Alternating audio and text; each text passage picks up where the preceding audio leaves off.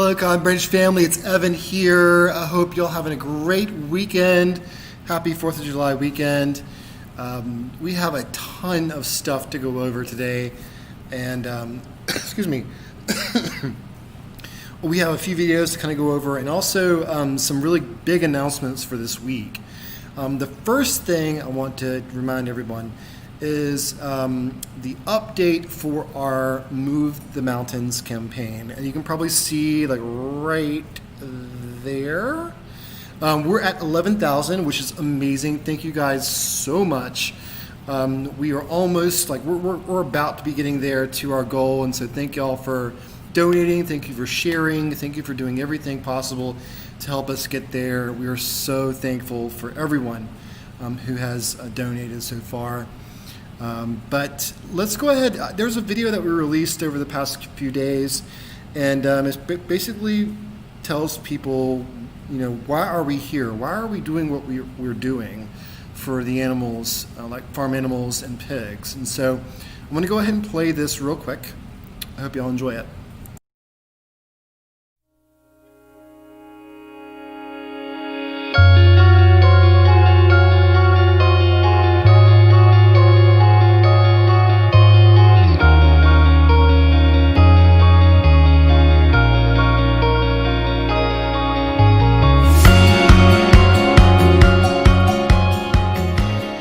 Why are we here? We are here to rescue. Farm animals represent 98% of all animals needing rescue. We are here to nurture. We believe in making sure each animal has a safe place to land. We are here to be friends. Many don't experience love and compassion until they arrive at Cotton Branch.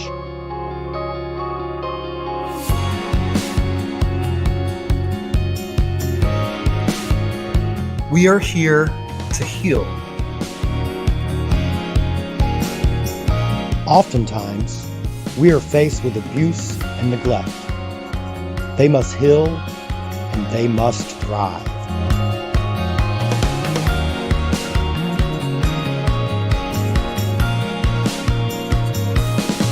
We are here to sustain. Their lives are just as important as yours and mine.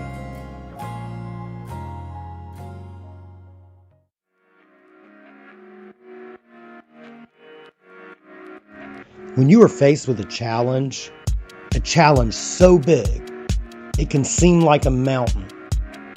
What do? Do you compromise? Do you ignore it?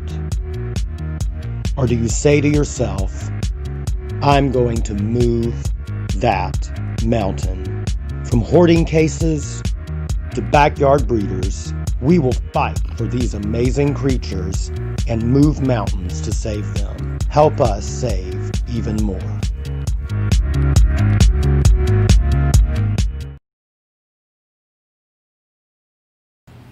Hey guys, I hope you enjoyed that video. We made that about a day ago, and it's really true because we're trying to move mountains. We're trying to get this recession situation under control for our organization. And you guys have really pulled through for us, and we thank you so much for it. And so I hope that video really speaks to you guys and really shows you what we're trying to do here. Also, in the description of this video, there is a 500 like challenge. Now, when I say 500 like, it basically means we are trying to like a business that has committed to donate $500 for every single like that they like.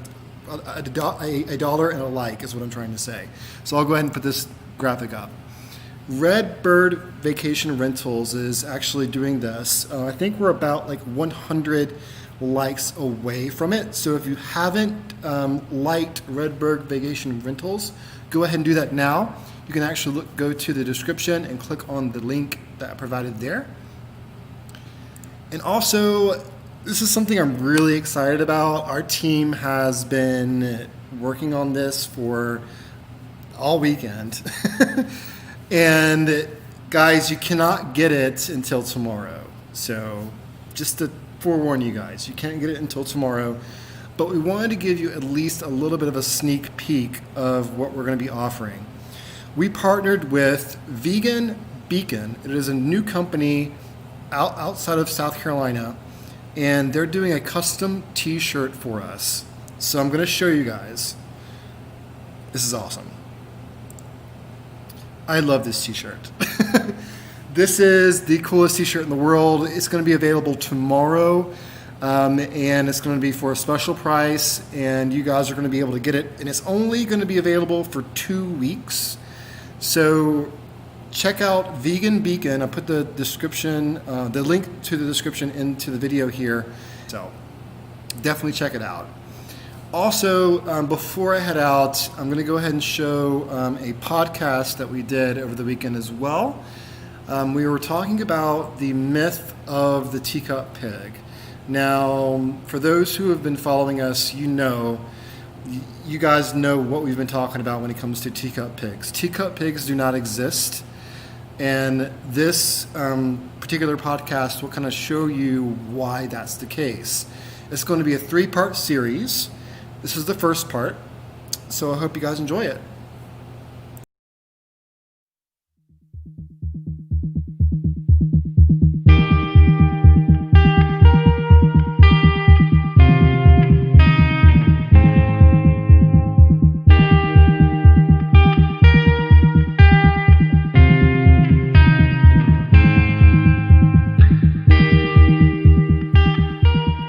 Good morning, good afternoon, good evening. This is Evan with Cotton Branch, and I'm joined by Josh. And we are talking about teacup pigs, the infamous, the myth, the legend, however you want to call it. How would you call it, Josh? A teacup pig. The lie. The lie. The lie. The myth, the lie.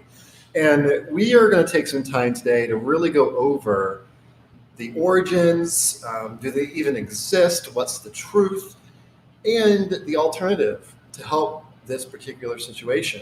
And so we'll go right into it. Josh, let's talk to the audience about pigs, and in particular, miniature pigs. And where did they come from? What's the origin and all that good stuff? Most miniature pigs, and those being called teacup pigs or Juliana pigs or nano pigs or pocket pigs, they've all originated from the Vietnamese potbelly pig. Those pigs have been there for God knows how long, eons, generations. They first found their way to the West, to the U.S. definitely, in the mid-1980s. And at that point, people were excited that there was a miniature pig because, the only ones people had really seen in the U.S. were your more traditional farm pig breeds. Yeah, your commercial. Yeah. And, those generally ranged from 650 pounds up to 1,000, possibly more. So to have a miniature pig who was a Vietnamese potbelly, looking at 80 to 150 pounds average weight. In the 80s, people did realize, this was miniature to have a pig that size. No one was expecting them necessarily to be smaller. But I do have a question about that, though. Like, wasn't it with the Vietnamese potbellies, it almost seemed whenever I was looking at and researching this that some of them were even bigger. They were just like fuller. The Vietnamese had more of a gut back in the 80s and the 90s. Am I right? Yes. The traditional ones, they could be even larger than the 150. I mean, we still see that today with some miniature pigs who, I say they're a little big boned. They have a larger frame, so they can weigh a little more. Yeah. The average is your 80 to 150 size, which is a pretty huge range if you think about it. 2 pigs from the same litter one could literally be twice the size of the other pig in adulthood. Yeah, and so whenever they came over in the 80s and there was this explosion of companionship, how did the public react? Was it a craze or was it a slow, gradual progression? I think the first wave was in the 80s when they first came over. And yeah, it was a little bit of a craze. People were getting them as pets.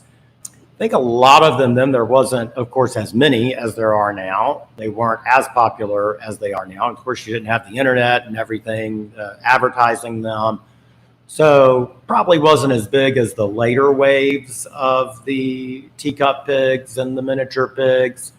But I don't think you saw them being dumped or abandoned as much then either. I think people were a little more aware of what they were getting as far as size. And, then it was more of behaviors, learning their behaviors rather than, oh my God, this pig's twice the size of what I thought they were going to be. Yeah. Yeah. And I think right now, as we're talking about, the differences between quote unquote miniature and then the changing of the description to teacup and pixie pig, and there's so many names now. Mm-hmm. What happened? When was the transition of the marketing term? To me, I think that happened more in the 2000s. Once the Vietnamese potbelly came here, people started breeding them with other types of pigs to get color variations and even size variations. So, the Vietnamese potbelly pigs, they were all black. And now, you still see a lot of pigs who are all black, but you see a lot of color variation, all white pigs, spotted pigs, multiple colors and patches and patterns. And that all came about from breeding them with other types of pigs, some miniature breeds, some not. Let's talk about now their true sizes. Now that we kind of know, how they were bred into existence, we touched on it a little bit earlier, but their true sizes is basically what, 80 to 150 pounds, right? 80 to 150 pounds is the average. You could see very slightly smaller than that for a healthy, normal miniature pig. You could see slightly larger than that for a healthy miniature adult pig. I think a lot of it goes into, we see this every day on the farm, we see this in rescue, and we see these typical sizes, but sometimes, and more often than not, we see the extremes on both ends, and it typically is on the lower end, below the 80-pound mark, and that goes into breeding practices.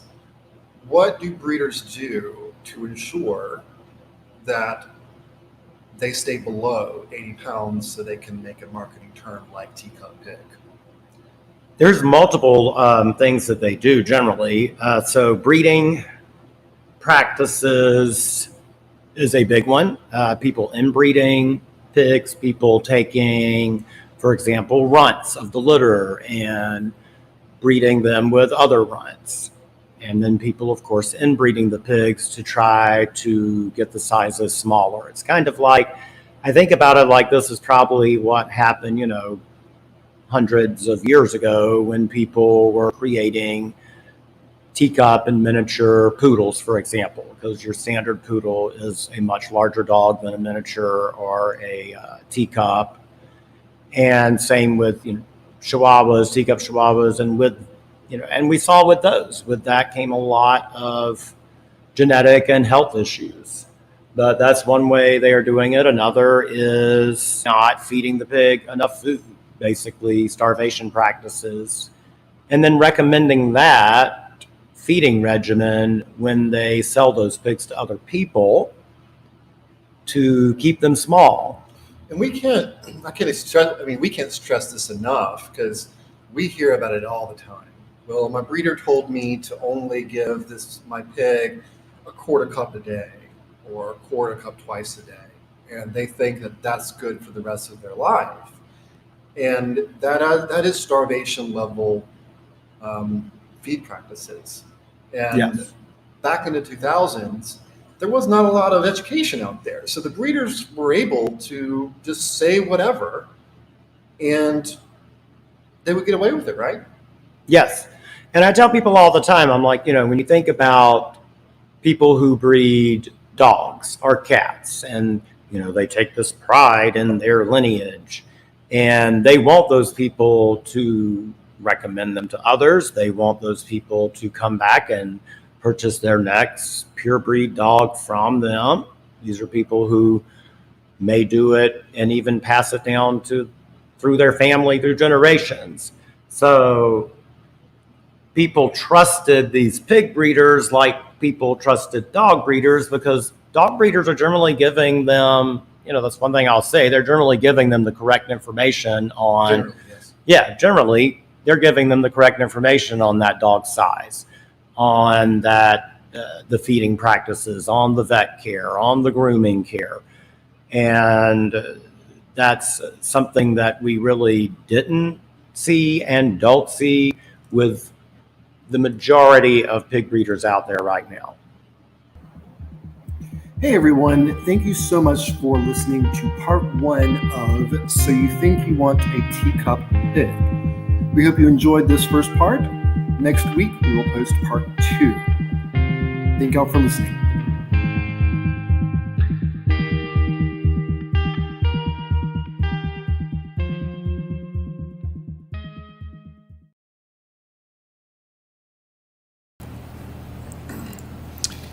Hey guys, hope you enjoyed the podcast. If you want to subscribe, I put the link straight into the description. You can go to anchor.fm/cottonbranch and you can go ahead and subscribe, because we're having, this is going to be like a 3-part series. I'm going to try to fit it in 3 parts. It may be 4, not quite sure yet, but definitely 3. So definitely check it out. It's going to be released every Sunday or Monday, depending on when it hits your podcast player. But for sure, definitely check it out. And just to remind everybody, this custom t-shirt will be available tomorrow. And so definitely check it out. It's only available for 2 weeks from veganbeacon.org. And we're so excited that we partnered with them over the next 2 weeks to raise money for our Move Our Mountains campaign. So thank you all so much for watching. Thank you guys so much for seeing what we're doing. And we will talk to y'all tomorrow. All right. See you later. Bye.